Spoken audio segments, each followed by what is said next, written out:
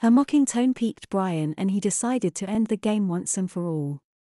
He wiggled and kicked his legs in a futile attempt to get up and change for work. He couldn't get up. What had happened to him? He grabbed her hand to pull himself up and was shocked to find he could barely grasp two of her fingers in his fist. He stared at his hand next to hers. It had shrunk. Instead of an adult male hand holding hers, there was only a tiny baby's hand less than half the size of hers grasping her fingers. He really was a baby. She wasn't kidding. Oh my God, he thought in sudden realization.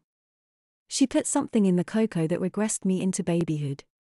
He was completely in her power. She hadn't been feeding him that malarkey just to titillate him, she really intended to humiliate him in front of all her friends. She'd make him play on the rug with her friends' babies wearing nothing but a diaper. He grimaced in annoyance. He knew that sooner or later he'd have to pee in his diaper. In a room full of mothers, a wet diaper would be noticed immediately. Within minutes everyone would be laughing at his childishness. He'd never be able to look them in the eye again. He saw her scheme now. She planned to break his spirit so she would have a weak, pliant baby to mother. He looked up into her face in desperation and saw the triumphant grin on her face. Kathy removed her fingers from his grasp and watched him kick his legs petulantly in the air.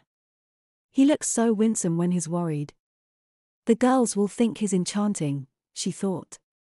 It was obvious from his expression that Brian understood the full implications of what she had planned for him this afternoon. Good. The sooner he accepts his new role the better, Kathy thought. Once he appreciates the fact that he really is a baby again, he'll be much easier to take care of. Until then, I'll have to watch him carefully to make sure he doesn't try to run away. Kathy giggled at the thought of him crawling furiously down the street trying to escape her care. He wouldn't have a chance.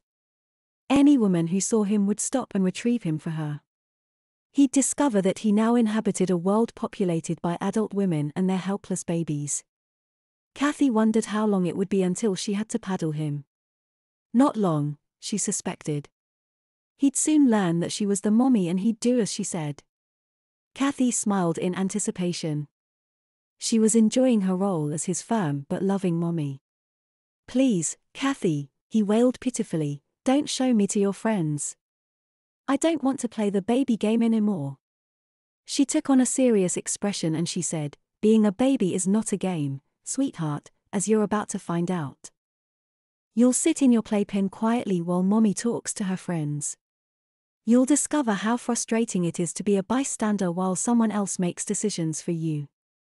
I can picture you now, sitting in your diaper, slobber dripping off your chin, while my friends and I discuss which daycare center I should enroll you in.